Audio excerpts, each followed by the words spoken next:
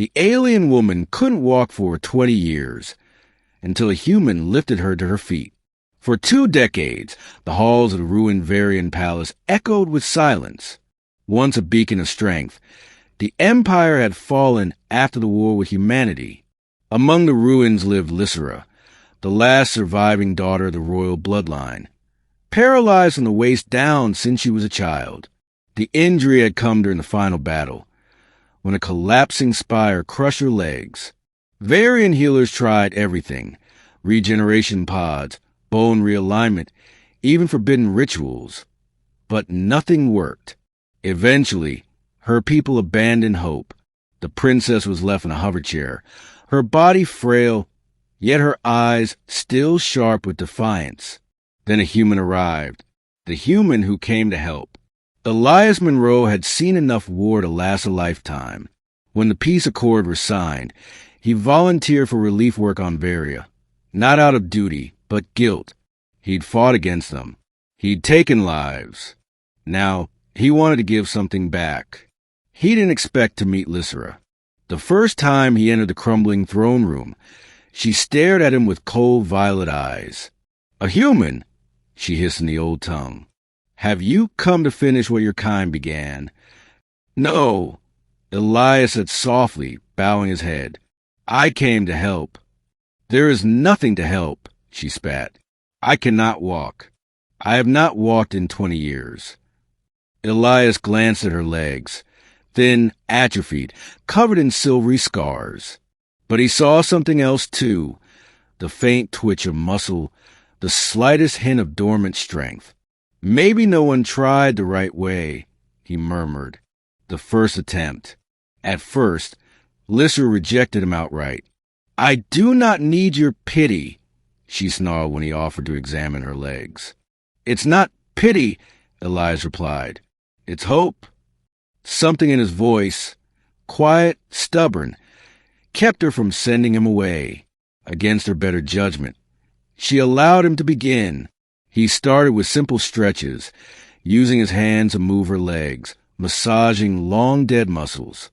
She winced at the pressure and used the sensation. "Pain?" he asked gently. "Strange," she whispered. "I feel." That single word changed everything. Days of patience. For weeks, Elias worked tirelessly. Morning and night he massaged, stretched, and strengthened her muscles. He built crude braces from salvaged metal, fashioned weights from broken palace ornaments. Lysera fought him at every step.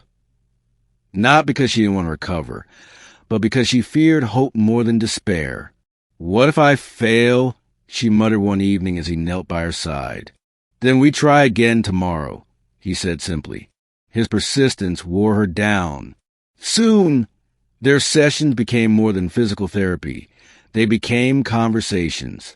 She told him of her childhood, of the night her world burned.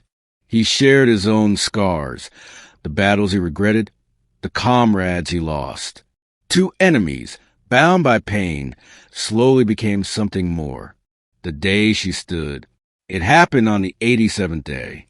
Elias helped her into the braces, strapping them tightly around her legs.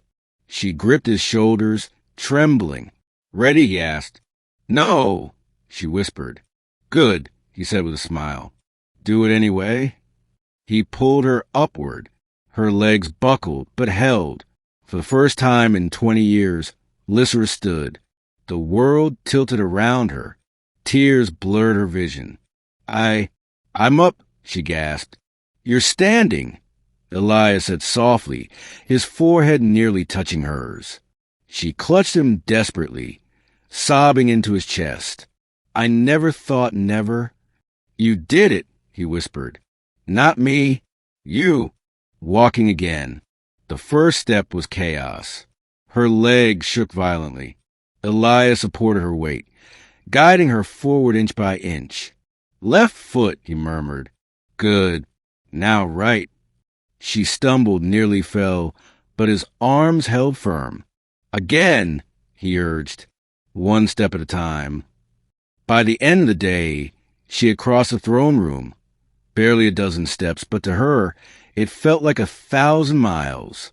That night, as they rested beneath the fractured glass ceiling, Lysera whispered, "You've given me my life back." Elias shook his head. "I just reminded you it was still yours." A bond forged in healing. Weeks turned into months. Lysera grew stronger. The braces became lighter. One day, she walked without them at all. The first time she ran, truly ran, she laughed so hard Elias swore the ruins themselves echoed with joy. But the greatest change wasn't physical. It was in her eyes. The bitterness was gone, replaced by something softer. "You stayed," she told him one evening as they sat watching the twin moons rise. "I said I'd help," he replied. "You did more than that," she whispered. "You lifted me, not just my body, my spirit." And when she leaned in, hesitant yet sure, Elias met her halfway. The future they chose. When peace fully returned to Varia, Lysera rebuilt her people's council.